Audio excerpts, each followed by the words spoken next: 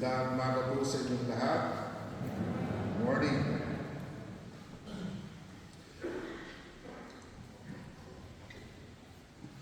Every first Sunday of Lent, the church brings us to the desert.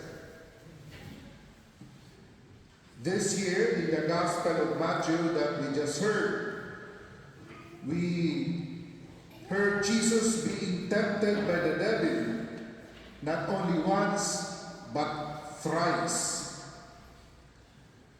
Now, don't be surprised as I begin with something controversial, but it is also consoling.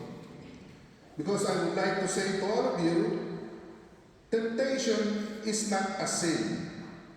Oh? Ang iba sa inyo, nabigla siguro, na sorpresa. Temptation per se, in itself, is not a sin. Because even Jesus our Lord himself was tempted. But he did not sin. Yun ang kaibahan.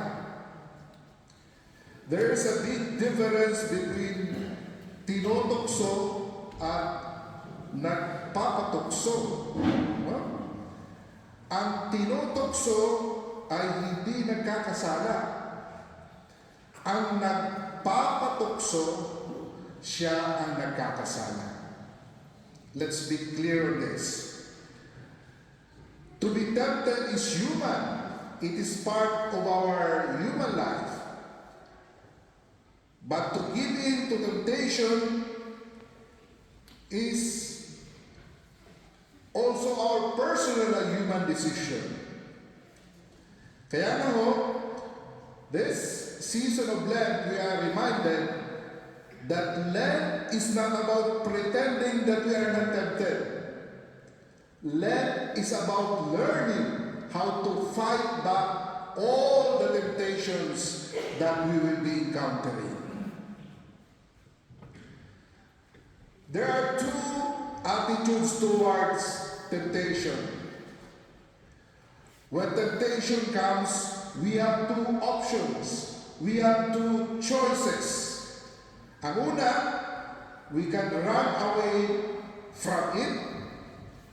And the other, the second is, we can run after it. Sometimes we complain, Father, I am always tempted.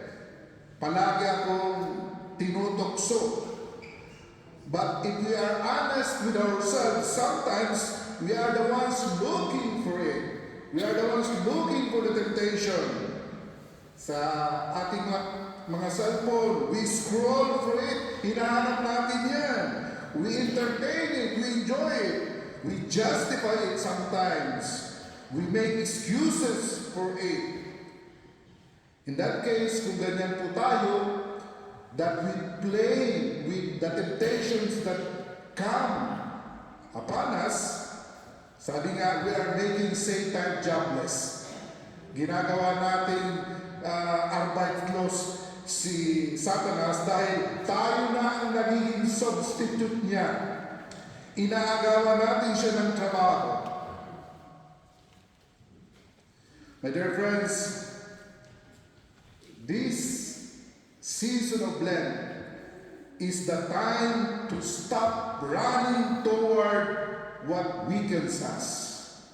And all these temptations are the ones that weaken us. Kailangan wag ho tayong magtapang-tapangan. We are weak, we are limited, and we will surely lose, we will surely be defeated by the devil if we play and entertain them. In our gospel, we are presented with the three temptations of Jesus. And mind you, my dear brothers and sisters, these temptations of Jesus are also our temptations. Wala akong pinagkaiba. ang naging tukso ni Jesus ay tukso pa rin natin hanggang ngayon. Number one, the temptations to turn stones into bread. After 40 days of fasting, bread must have been very attractive to Jesus. Gutom na gutom siya. Pero he did not succumb to the temptation. For all of us, maybe we are not tempted by bread per se, yung tinapay mismo. But how often we are tempted by comfort, by money, by pleasure, by convenience. Kaya sa tatlong temptations na to, may binibigay din ang ating simbahan ngayong Lenten season, the three weapons of the church, na kung saan last Ash Wednesday ibinigay sa atin. And these are prayer, fasting, and thanksgiving. Ito ang panlaban natin sa tatlong temptations, itong tatlong weapons of the church. This is why we fast. Ito ang dahilan kung bakit tayo nag-aayuno. When we struggle with fasting, we complain, ang hirap naman magbawas ng pagkain. Hindi ko kaya mag-give up ng sweets, ng chocolates. Hindi ko kaya bawasan ang social media. But fasting, my dear brothers and sisters, teaches us this powerful truth. You are not slave to your cravings. Hindi ka alila. Hindi ka alipin ng iyong mga pagnanasa. Mas malakas ka dyan. Kahit sa gutom ng iyong tiyan, mas malakas ka dyan. You are not slave to your cravings. You are not slave to all your human desires. Because if we cannot say no to small things, how can we say no to bigger sins? Kaya importante ang fasting.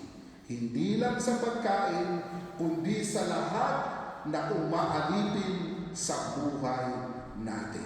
Iba-iba po yan. Kaya, kung sa tingin mo, ang nag-aalipin sa iyo ang iyong cellphone, then, siguro it's time na minimize mo ang paggagamit mo ng iyong cellphone. The second temptation is to throw yourself down. The devil tempted Jesus to throw himself from the temple. And this is also our temptation even until now. We will not throw ourselves from buildings, but how often do we throw ourselves into the rocks of self-pity, of anger, of resentment, of jealousy, of pride, and even useless worries in life. These things crush our spirit more than any stone, more than any rocks that we can find. And this is where the second weapon of the church is important to us. Prayer. This is why we pray.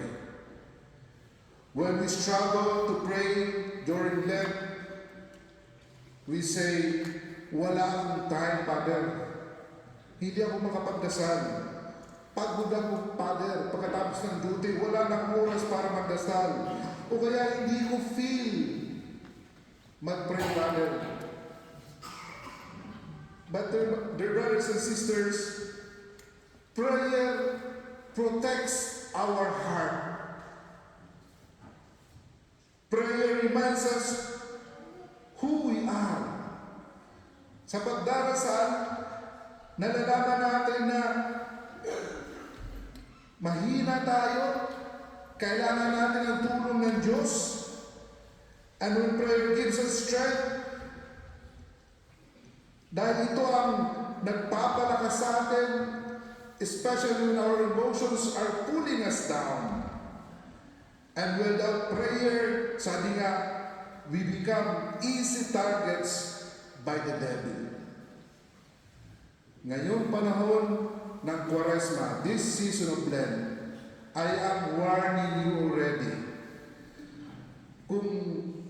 Kung sa palagay nyo na mas malapit kayo o gusto nyo mapalapit sa Diyos, magdodouble time po ang demonyo para ilayo kayo sa Kanya. So pray more. Take the extra mile because the devil is working double time. The third temptation is the temptation to bow down and worship me, sabi ng demonyo. Most of us would say, hindi naman po ako father sasamba sa demonyo. Kung naman yan, given na yan. But how often we bow down to our career? Sinasamba natin ang ating prestige, ang ating mga kayamanan, ang ating kapangyarihan, ang mga approval from others na meron tayo. Yun ang ginagawa nating mga Diyos-Diyosan. Sometimes we sacrifice God for success. We sacrifice family for ambitions. We sacrifice peace for status. Kaya nga dito din pumapasok ang pangatlong weapon of the church, almsgiving. You see, ang lahat ng temptation, merong kasagutan na ibinibigay sa atin ng simbahan. We should only be aware and be serious of this. This is why we give alms. Because almsgiving breaks our attachment sa pag-share, sa pagbabahagi natin, sa pagtulong natin, ang lahat ng mga bagay, ang lahat ng mga tao, ang lahat ng pagkakataon na humahawak sa atin at umaalipin sa atin. Tinutulungan tayo ng ating pagbabahagi na maalis tayo dyan. And almsgiving reminds us, God is our master, not our money, not our property, not our career. So, my dear brothers and sisters, this season of Lent, let us be observant, let us be conscious of the strategy of the enemy. Sabi ko nga, nagdo-double time ngayon ang demonyo. The devil is very clever. He will never say, come, choose evil. Hindi ganyan ang style ng demonyo. Hindi magsasabi, si Satanas, pumunta ka dito sa akin kasi ako demonyo. No. He will say, your God wants you to be miserable. Ang Diyos mo, gusto ka na maging malungkot. Ang Diyos mo, gusto na ikaw ay hindi ka free. But I want you to be happy. Yan ang deception, yan ang trick ng demonyo sa atin. He offers pleasure that lasts 20 minutes but brings us to guilt, to broken relationships, and even spiritual emptiness.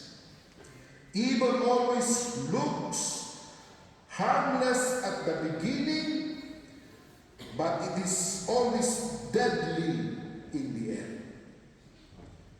If the devil is wise, then we must be wiser, my dear brothers and sisters.